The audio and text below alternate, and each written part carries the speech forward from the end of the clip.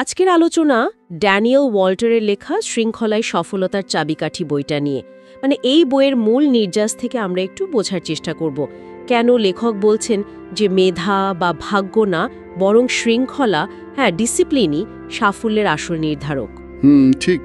আমরা তো প্রায়ই ভাবি যে সাফল্য মানে হয়তো দারুণ কোনো সুযোগ পেয়ে যাওয়া বা অসাধারণ ট্যালেন্ট থাকা। হ্যাঁ, এটাই সাধারণ ধারণা। কিন্তু এই বইটা যেন একেবারে গোড়ার কথায় ফিরে যাচ্ছে। বলছে আসল ব্যাপারটা লুকিয়ে আছে প্রতিদিনের খুব সাধারণ ছোট ছোট নিয়মমাফিক কাজের ভেতরে। ঠিক।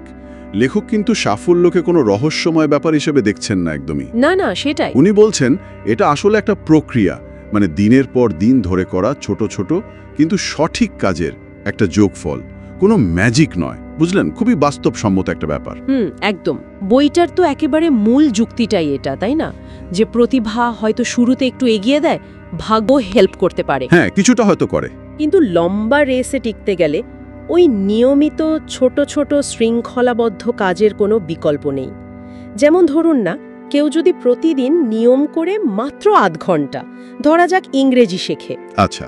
প্রথম 1 মাসে হয়তো তেমন কিছুই মনে হবে না, কিন্তু 1 বছর পর তার উন্নতিটা তো বেশ চোখে পড়ার মতো হবে, তাই না? অবশ্যই হবে। অন্যদিকে দেখুন, আপাতদৃষ্টিতে নিরীহ একটা অভ্যাস, যেমন সকালে উঠেই ফোন স্ক্রল করা। হ্যাঁ, ওটা তো প্রায় সবারই সমস্যা। এই ছোট কাজটাই দিনের পর দিন জমতে জমতে জীবনটাকে কিন্তু অনেকখানি পিছিয়ে দিতে পারে। এখানেই ওই 1% নিয়মের কথাটা খুব জরুরি হয়ে পড়ে। হ্যাঁ, 1% নিয়ম একটু বুঝিয়ে বলবেন? ধরুন, একজন রোজ নিজের 1% উন্নতি করছে, আর একজন উল্টো দিকে প্রতিদিন 1% করে অবহেলা করছে।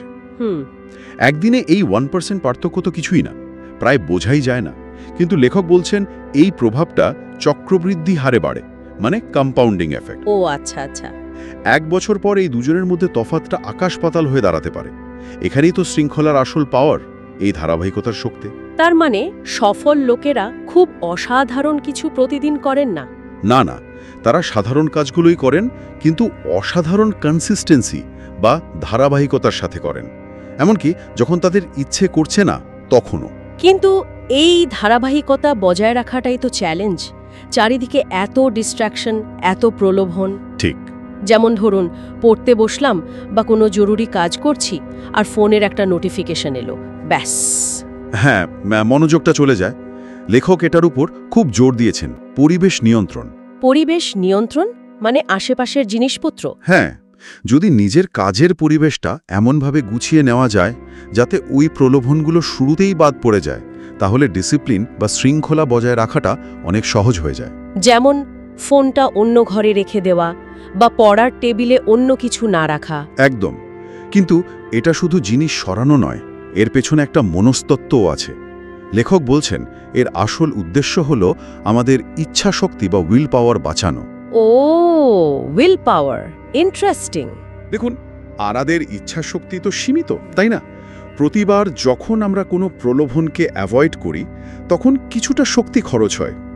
ঠিক। পরিবেশটা যদি এমন থাকে যেখানে প্রলোভন কম, তাহলে ওই ইচ্ছাশক্তিটা কম খরচ হয়, ফলে জরুরি কাজে মনোযোগ দেওয়া বা কঠিন সিদ্ধান্ত নেওয়াটা সহজ হয়। আচ্ছা, বুঝলাম। আর এই একই আইডিয়া কিন্তু শুধু পড়াশোনা বা কাজের জন্য নয়, আমাদের আর্থিক জীবনেও এটা দারুণভাবে খাটে। আর্থিক জীবনে কিভাবে? বইটাতে খুব সুন্দর উদাহরণ আছে। দেখুন, অনেকে ভালো আয় করেন, কিন্তু মাস শেষে টানাটানি কেন? কারণ খরচের ক্ষেত্রে কোনো ডিসিপ্লিন নেই।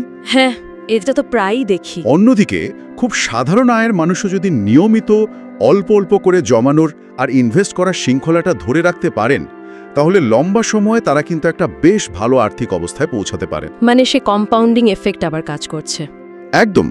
আসলে জীবনের প্রায় সব ক্ষেত্রেই, স্বাস্থ্য বলুন, সম্পর্ক বলুন, নতুন কিছু শেখা বলুন, এই শৃঙ্খলার নীতিটা একইভাবে কাজ করে। ব্যাপারটা হলো তাৎক্ষণিক আরামের লোভ সামলে দীর্ঘমেয়াদী লক্ষ্যের দিকে ফোকাস করা।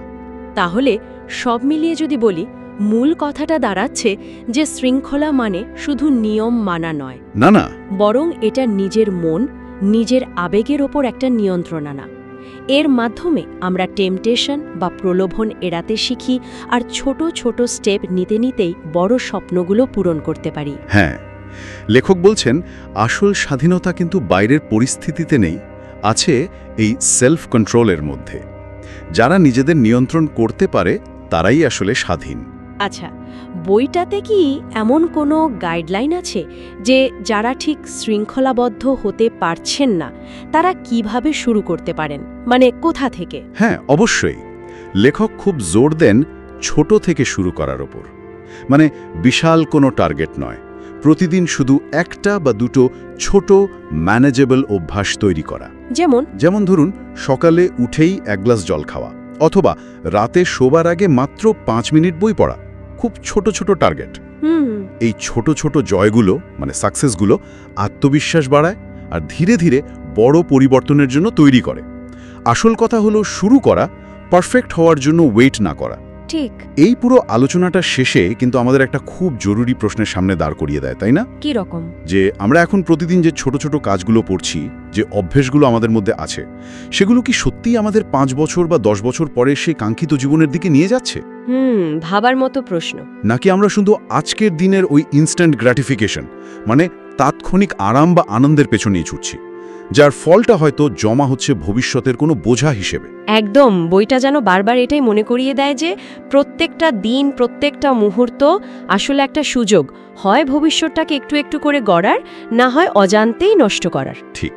আর শৃঙ্খলা শুরু করার জন্য কোনো বিশেষ দিনের বা কালকের অপেক্ষা করার তো কোনো মানেই হয় না। না, এখনই শুরু করা যায়। এই মুহূর্তটাই হয়তো সেরা সময়। শেষ পর্যন্ত সিদ্ধান্তটা আমাদেরই, তাই না? আমরা কি অভ্যাসের দাস হয়ে থাকব, নাকি শৃঙ্খলার শক্তি দিয়ে নিজেদের জীবনের নিয়ন্ত্রণ নেব? এটাই হয়তো মূল প্রশ্ন। এটাই হয়তো এই আলোচনার পর আমাদের সবার জন্য একটু ভেবে দেখার বিষয়। আজকের বইয়ের গল্প এখানেই শেষ। সামনে আসছে এমন সব বইয়ের রিভিউ আর গল্প যা আপনার চিন্তা বদলে দিতে পারে। তাই এখনই চ্যানেলটিকে সাবস্ক্রাইব করুন, পাশে থাকুন, আর আপনার মতামত লিখে জানান কমেন্টে, কারণ আপনার একটা কমেন্টে আমাদের পরের গল্পের অনুপ্রেরণা হতে পারে। আর ভিডিওটি বন্ধুদের সাথে শেয়ার করতে ভুলবেন না, কারণ আপনার এই একটি শেয়ার হয়ে উঠবে তাদের জীবনের সবচেয়ে বড় পরিবর্তনের শুরু। দেখা হবে আবারও পরের ভিডিওতে নতুন গল্প, নতুন শিক্ষা আর নতুন অনুপ্রেরণা নিয়ে। ততক্ষণ ভালো থাকুন, সুস্থ থাকুন।